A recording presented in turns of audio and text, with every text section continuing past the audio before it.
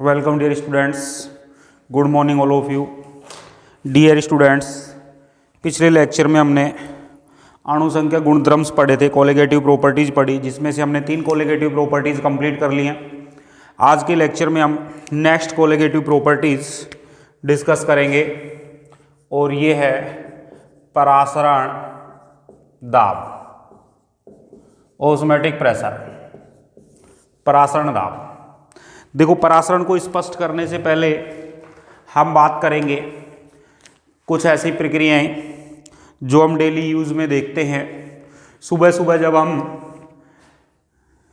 दैनिक क्रियाओं से फ्री होने के बाद नहा करके और घर में अगरबत्ती लगाते हैं तो उस अगरबत्ती की खुशबू जो है ये पूरे वातावरण में फैल जाती है, पूरे घर में फैल जाती है। इसी तरीके से जब हम किसी मंदिर के आगे से निकलते हैं तो अगरबत्ती की खुशबू पूरे बाहर तक हमें महसूस होती है। इसी तरीके से कोई बच्चा क्लास में परफ्यूम लगा के आता है तो कुछ समय पश्चात परफ्यूम या इत्र की खुशबू पूरे कमरे में फैल जाती है। तो इस तरीके से हमने क्या देखा कि हमने देखा कि गैस के जो कण हैं, ये गैस के कण अपनी अधिक सांद्रता के उच्च सांद्रता के क्षेत्र से और निम्न सांद्रता के क्षेत्र की तरफ गति करते हैं और इस प्रक्रिया को, इस परिघटना को हम बोलते हैं विसरण, डिफ्यूजन। ठीक है, तो हमने बात की विसरण की। विसरण किसे कहते हैं? तो हम कहेंगे गैस के अणुओं का अपने अधिक सांद्रता के क्षेत्र से कम सांद्रता के क्षेत्र की तरफ गति करने की प्रक्रिया क्या कहलाएगी? विसरण कहलाएगी। ओके डियर स्टूडेंट्स, अब हम बात करेंगे कि यदि ये विसरण जो है ये विलयनों में होने लग जाए। किस में होने लग जाए? विलयनों में। तो मैं कहूँगा विलयनों में होने वाला विसरण क्या कहलाएगा? होने वाला विसरण जो है इसको हम क्या कहेंगे? परासरण कहेंगे। क्या कहेंगे? परासरण। क्लियर? अब डियर स्टूडेंट्स देखें, मैंने आपसे कहा ये मेरे पास एक पात्र में एक अर्धपारगम्य झिल्ली लगी हुई है। कैसी झिल्ली है? ये अर्धपारगम्य झिल्ली है। ठीक है, अर्धपारगम्य झिल्ली को हमने यहाँ पर एक विलायक और इधर हमने लिया विलयन। क्या लिया हमने? विलयन। इधर क्या लिया मैंने? विलयन। शुद्ध विलायक और विलयन को मैंने पृथक किया एक अर्धपारगम्य झिल्ली के माध्यम से। तो हम कहेंगे कि विलायक के कण इस अर्धपारगम्य झिल्ली के माध्यम से,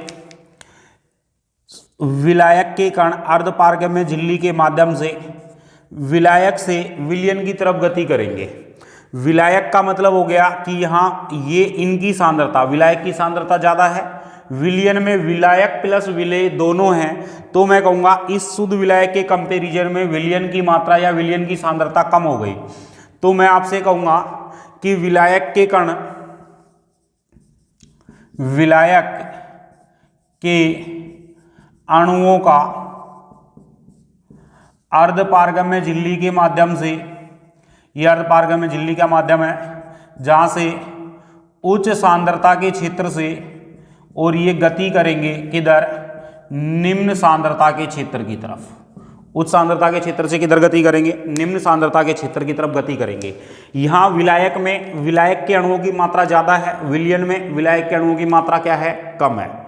ठीक है, ध्यान दें अर्धपारगम्य झिल्ली। अर्धपारगम्य झिल्ली देखो, झिल्लियाँ हमारे पास 3 प्रकार की होती हैं। एक को हम बोलते हैं पारगम्य झिल्ली, एक को हम बोलते हैं अपारगम्य झिल्ली और एक को हम बोलते हैं अर्धपारगम्य झिल्ली, और जिसको बायो में एक नाम और पढ़ते हैं चयनित अर्धपारगम्य झिल्ली। ठीक है, सेलेक्टिव सेमी परमिएबल मेम्ब्रेन। पारगम्य का मतलब होता है ऐसी झिल्ली जिसमें से विलेय और विलायक दोनों के कण गति कर जाते हैं, ऐसी झिल्ली को हम क्या कहेंगे? पारगम्य झिल्ली कहेंगे। अपारगम्य झिल्ली, अपारगम्य झिल्ली में हम कहेंगे जिसमें से ना तो विलेय के कण गति करते हैं और ना ही विलायक के कण गति करते हैं, ऐसी झिल्ली को हम क्या कहेंगे? अपारगम्य झिल्ली। प्लांट में जो सेल वॉल होती है, सेल वॉल कोशिका भित्ति जो होती है, ये अपारगम्य होती है। अर्धपारगम्य झिल्ली की बात करें जिसमें से विलेय के कण गति नहीं करेंगे लेकिन विलायक के कण गति कर जाते हैं, ऐसी झिल्ली को हम क्या कहेंगे? अर्धपारगम्य झिल्ली। ठीक है, तो ध्यान रखना परासरण की प्रक्रिया कौन सी झिल्ली के माध्यम से होती है? अर्धपारगम्य झिल्ली के माध्यम से होती है। और एक और आती है चयनित अर्धपारगम्य, जिसमें से विशेष अणुओं का, सेलेक्टिव अणुओं का गमन होता है, सभी अणुओं का गमन नहीं होता, उसको हम बोलते हैं चयनित अर्धपारगम्य झिल्ली। ठीक है, तो हमने कहा कि हमारे पास कौन सी झिल्ली हो गई? अर्धपारगम्य झिल्ली यूज करेंगे। ये अर्धपारगम्य झिल्ली जो होती है या तो ये फिनोल की बनी होती है या फिर ये पोटेशियम फेरोसाइनाइड की बनी होती है, पोटेशियम फेरोसाइनाइड की बनी होती है। ठीक है, सेल मेम्ब्रेन जितनी भी होती हैं, सेल मेम्ब्रेन जो है ये नेचुरल अर्धपारगम्य झिल्लियां होती हैं। ठीक है, अब हम बात करेंगे वापस से डेफिनेशन पर। हम डिफाइन कर रहे हैं किसको? परासरण को। सबसे पहले हमने डिफाइन किया किसको? विसरण को। विसरण में मैंने कहा गैस के कण का, गैस के अणुओं का अपनी उच्च सांद्रता की, खुद की उच्च सांद्रता के क्षेत्र से कम सांद्रता के क्षेत्र की तरफ गति करने की प्रक्रिया क्या कहलाएगी? विसरण कहलाएगी। क्लियर? फिर हमने कहा परासरण। परासरण किसमें होता है? विलयनों में। तो मैंने कहा विलयनों में होने वाला विसरण क्या कहलाएगा? परासरण। दूसरा मैंने कहा विलायक के अणु अपनी अधिक सांद्रता के क्षेत्र से कम सांद्रता के क्षेत्र की तरफ गति करें, किसके माध्यम से? अर्धपारगम्य झिल्ली के माध्यम से, तब हम इस प्रक्रिया को क्या कहेंगे? परासरण कहेंगे। क्लियर? अच्छा देखिए, इसमें मैं दो विलयन लेता हूं। इधर एक विलयन लिया मैंने फर्स्ट, इधर विलयन लिया फर्स्ट, और इधर मैंने विलयन लिया सेकेंड। फर्स्ट विलयन मैंने कहा तनु विलयन है, और ये विलयन सेकंड कौन सा है? सांद्र विलयन है। तनु विलयन का मतलब जिसमें विलायक की मात्रा ज्यादा होगी। तो मैं ये भी कह सकता हूं विलायक के अणुओं का तनु विलयन से, कौन से विलयन से? तनु विलयन से कौन से विलयन की तरफ? सांद्र विलयन की तरफ गमन करना, किसके माध्यम से? अर्धपारगम्य झिल्ली के माध्यम से। किसके माध्यम से? अर्धपारगम्य झिल्ली के माध्यम से गमन करना क्या कहलाएगा? परासरण कहलाएगा। एक डेफिनेशन और कह सकता हूं मैं, तनु विलयन है। तनु विलयन का मतलब हो गया ये कम सांद्रता का विलयन है।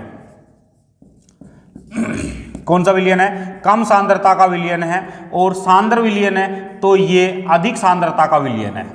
कौन सा विलयन है? अधिक सांद्रता का विलयन है। तो मेरे पास एक डेफिनेशन और आ जाएगी, विलायक के अणुओं का कम सांद्रता के विलयन से और अधिक सांद्रता के विलयन की तरफ गमन करने की प्रक्रिया क्या कहलाएगी? परासरण कहलाएगी। तो मेरे पास 3-4 डेफिनेशन आ गई। विसरण के बाद में मैंने परासरण को 3-4 तरीके से परिभाषित किया। पहले मैंने कहा विलयनों में होने वाला विसरण क्या कहलाएगा? परासरण कहलाएगा। फिर मैंने कहा कि परासरण की प्रक्रिया जो होती है ये किसके माध्यम से होती है? अर्धपारगम्य झिल्ली के माध्यम से होती है। अर्धपारगम्य झिल्ली वह झिल्ली होगी जिसमें विलेय के कण गति नहीं करेंगे, लेकिन जिसके माध्यम से विलायक के कण गति करेंगे। और ये किससे बनी होगी? फिनोल या फिर पोटेशियम फेरोसाइनाइड की बनी होती है।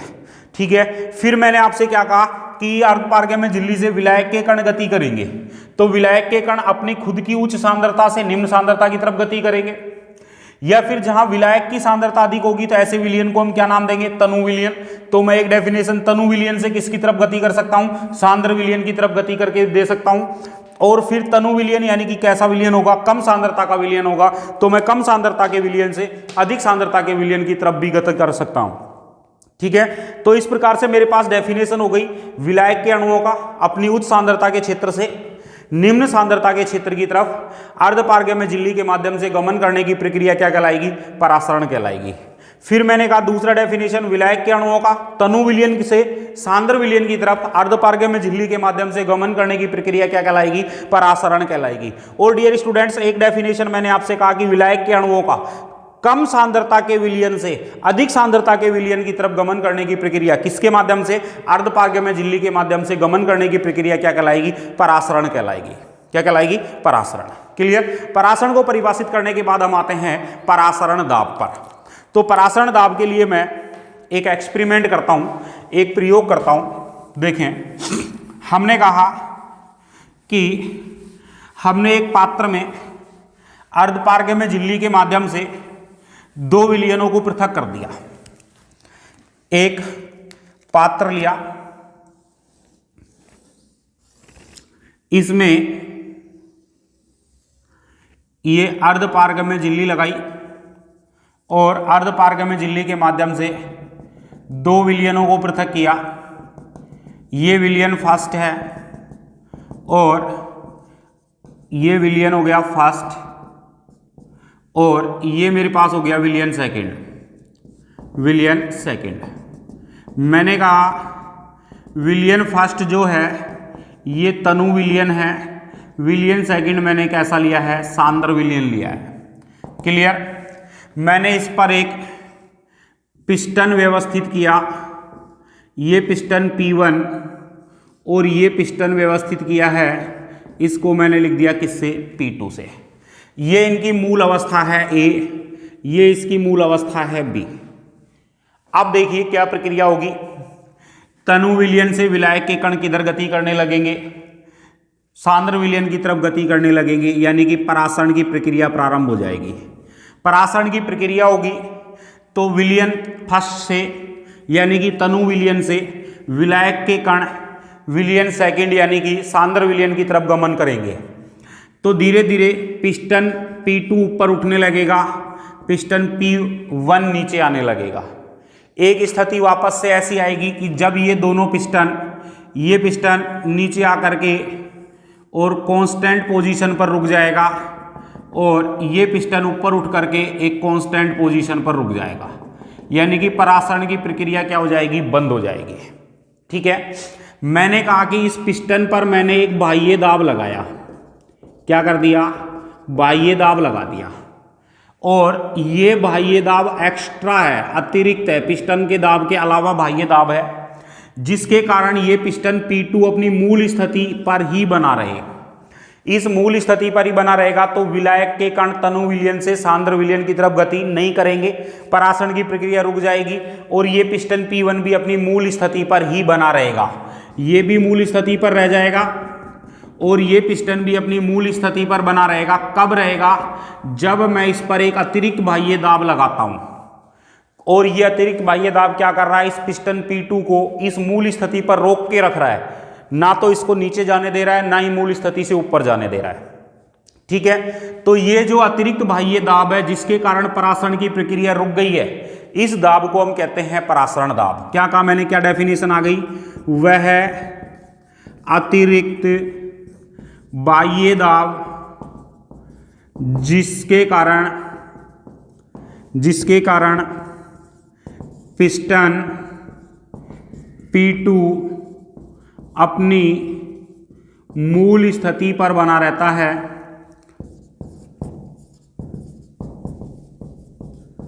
जिस तथा परासरण की प्रक्रिया रुक जाती है। परासरण की प्रक्रिया रुक जाती है, परासरण दाब कहलाता है। कौन सा दाब कहलाता है, परासरण दाब कहलाता है। कौन सा दाब कहलाता है, परासरण दाब कहलाता है। परासरण दाब को हम रिप्रेजेंट करेंगे पाई से। किससे रिप्रेजेंट करेंगे, पाई से। क्लियर। इसमें मैं एक एक्सपेरिमेंट और बता देता हूं। हमने एक पात्र में विलायक या फिर तनु विलयन लिया और शुद्ध विलायक ले सकता हूं, या फिर मैं कह सकता हूं तनु विलयन लिया, और इसमें एक कांच की नली के मुंह पर अर्धपारगम्य झिल्ली बांध करके और मैंने सांद्र विलयन भर दिया एक निश्चित पॉइंट तक। ये इसका प्रारंभिक तल है, ए लिख दिया मैंने। क्या लिख दिया मैंने इसमें, विलयन।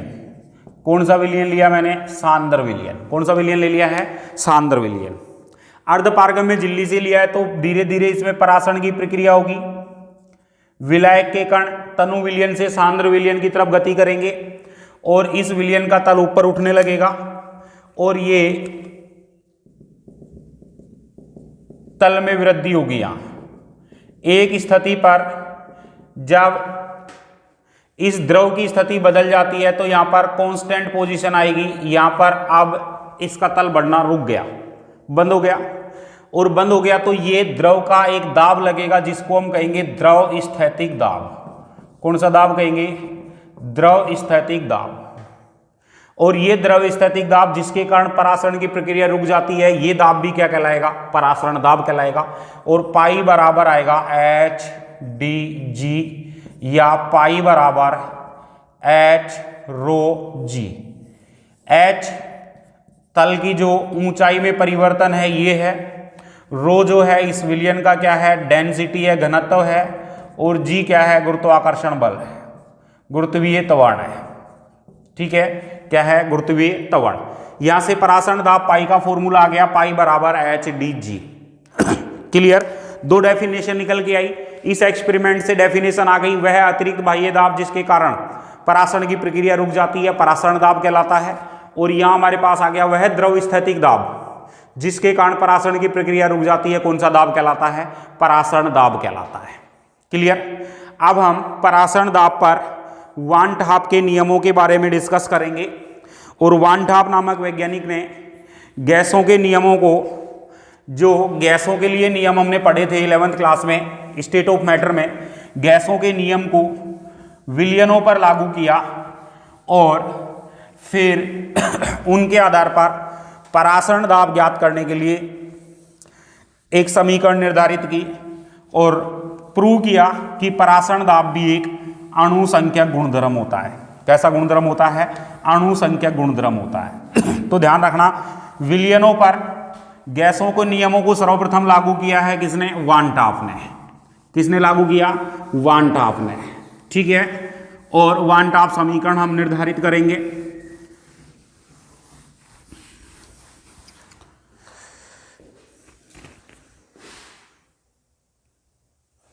तो हमने कहा परासरण दाब के लिए नियमों की बात करें तो परासरण दाब के लिए मैंने आपसे कहा वान ठाप ने गैसों के नियमों को विलयनों पर लागू करने का प्रयास किया और इसने पहला नियम दिया वान ठाप बॉयल नियम।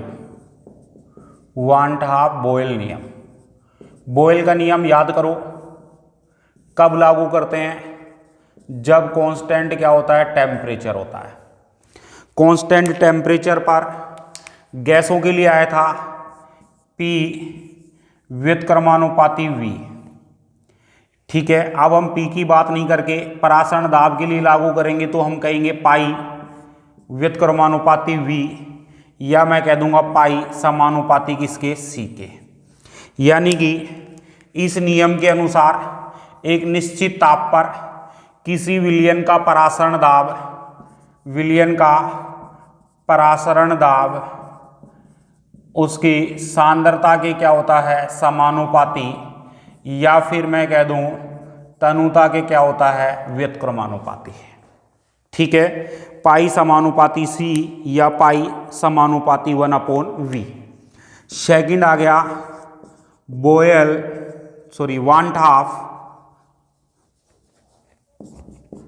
वान ठाप दाब ताप नियम।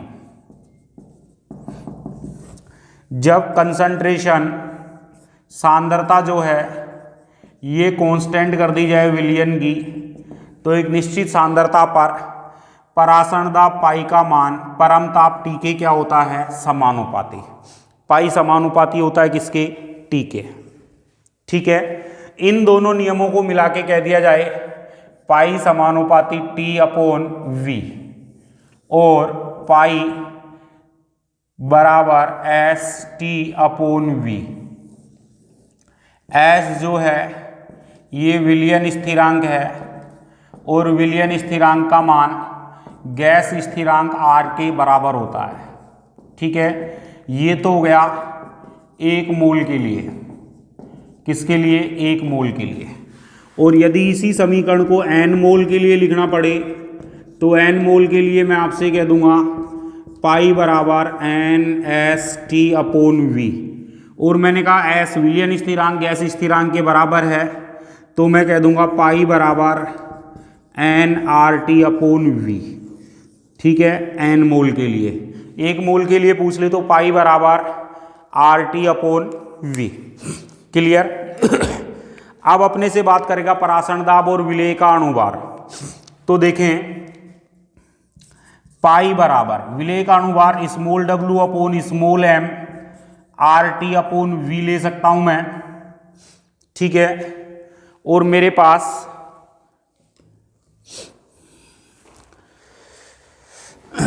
स्मॉल m निकालना पड़ जाए तो WRT upon pi into V. Clear. n upon V को हम बोलते हैं n अपॉन वी कंसंट्रेशन हो जाएगी, और कंसंट्रेशन को हम किससे लिखते हैं? c से। तो मेरे पास एक इक्वेशन आ जाएगा पाई बराबर CRT। पाई बराबर क्या आ जाएगा? CRT। C क्या है? सांद्रता मोल प्रति लीटर में। किस में है? मोल प्रति लीटर में।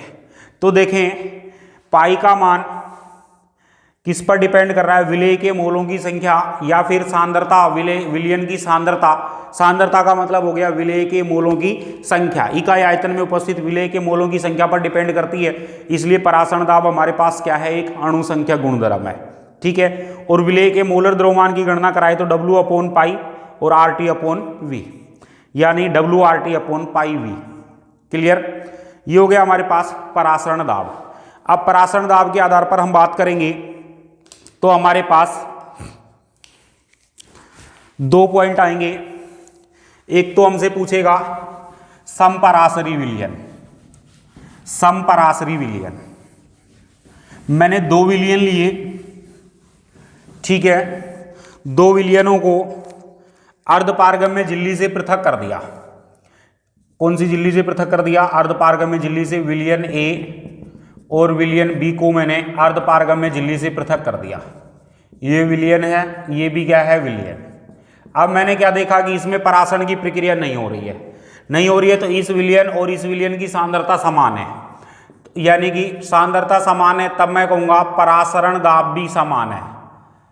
तो मेरे पास आ गया समपरासरी विलयन। समपरासरी विलयन क्या हो गया? ऐसे विलयन जिनके परासरण दाब समान होते हैं समपरासरी विलयन कहलाते हैं, अर्थात जिनकी सांद्रताएं समान होती हैं क्या कहलाते हैं? समपरासरी विलयन। ठीक है। अब मेरे पास आता है कि 2 विलयन है। ठीक है। ये फर्स्ट है, ये सेकंड है। इसमें मैंने कहा इसका परासरण दाब कम है, परासरण दाब कम है, और इस विलयन का परासरण दाब उच्च है। ठीक है। तो मेरे पास ये विलयन तो अल्प परासरी विलयन कहलाएगा जिसका परासरण दाब कम है, और जिसका परासरण दाब उच्च है इसको मैं अति परासरी विलयन कहूंगा। तो 2 पॉइंट और आ गए मेरे पास। एक आ गया अल्प परासरी विलयन और एक आ गया अति परासरी विलयन। अल्प परासरी विलयन वह विलयन जिसका परासरण दाब कम होता है दूसरे की तुलना में, तो उसको हम कहेंगे अल्प परासरी विलयन। और वह विलयन जिसका परासरण दाब दूसरे विलयन की तुलना में अधिक होता है उसको हम क्या कहेंगे? अति परासरी विलयन। ठीक है। तो यहां पर 3 डेफिनेशन और हमारे पास, समपरासरी, अल्प परासरी और अति परासरी विलयन। क्लियर। परासरण दाब पर 2 क्वेश्चन हम सोल्व कर रहे हैं। मैंने कहा 27 डिग्री सेल्सियस ताप पर यूरिया के m/10 m/10 सांद्रता के विलयन का परासरण दाब ज्ञात करना है। R की वैल्यू अपने को दी हुई है। कैलकुलेट अपने को क्या करना है? सॉल्यूशन क्या हुआ? पाई अपने को कैलकुलेट करना है। टेम्परेचर दिया हुआ है 27 डिग्री सेल्सियस। मैं कह दूंगा 273 प्लस 27 कितना हो गया? 300 केल्विन। कितना केल्विन? 300 केल्विन। आर अपने को दिया हुआ है 0.0821। ठीक है। और हमारे पास कंसंट्रेशन सी दी हुई है 1/10 m। ठीक है। तो मेरे पास परासरण दाब पाई बराबर क्या फॉर्मूला आता है? CRT। C का मान 1/10, R का मान 0.0821 इंटू T का मान कितना हो गया? 300 केल्विन। ठीक है। तो हमारे पास आ जाएगा ये 2.46 एटमॉस्फेयर।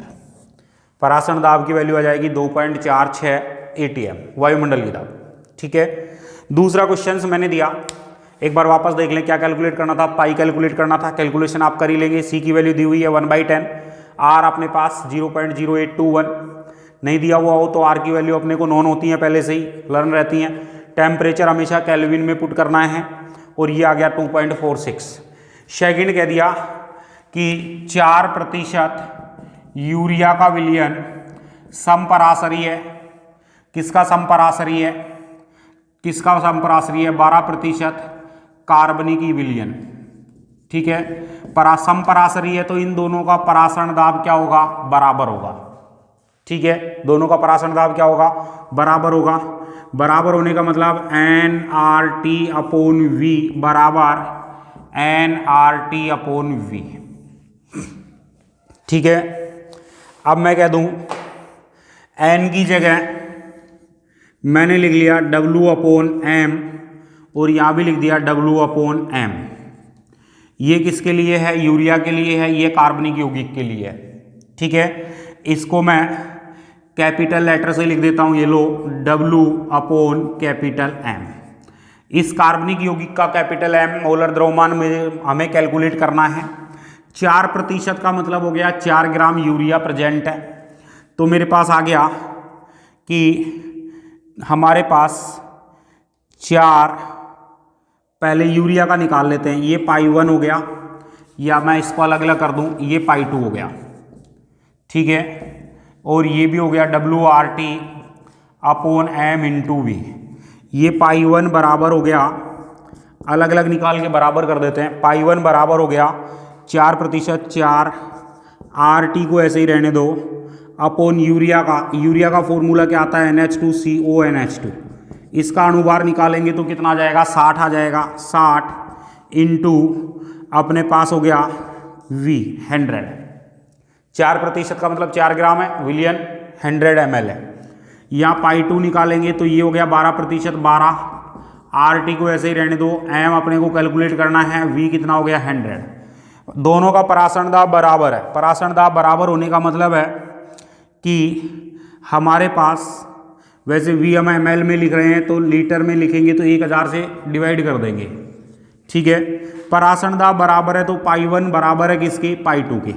तो मेरे पास आ गया 4RT/60 into 100 into 1000 is equal to 12RT/m into 100 into, ठीक है, ये कैंसिल हो गए और ये आ गया 4/60 12/m। ठीक है, और ये इधर ले जाएंगे तो m बराबर क्या आ गया? 60 इंटू 12/4 और ये हो गया 180। मोलर द्रव्यमान या अणुभार कितना आ गया? 180। कितना आ जाता है? 180। ठीक है, तो कार्बनिक यौगिक का जो मोलर द्रव्यमान है ये कितना आ गया हमारे पास? 180। क्लियर? तो दोनों का परासरण दाब हमें 4% और 12% का परासरण दाब बराबर है, क्योंकि दोनों कैसे विलयन है? समपराशरी विलयन है। तो इन दोनों का परासरण दाब कैलकुलेट किया और दोनों को बराबर कर दिया। ठीक है, डायरेक्ट भी हम कर सकते हैं, WRT/mV is equal to WRT/mV, urea और कार्बनिक यौगिक, यहां से भी हम कैलकुलेट कर सकते हैं। ठीक है, okay dear students, next lecture में हम बात करेंगे आगे। अब हमारा लास्ट पॉइंट बच गया इस पे, और ये है असामान्य मोलर द्रव्यमान या असामान्य अणुभार। ठीक है, जिसको हम डिस्कस करेंगे नेक्स्ट लेक्चर में। Thank you.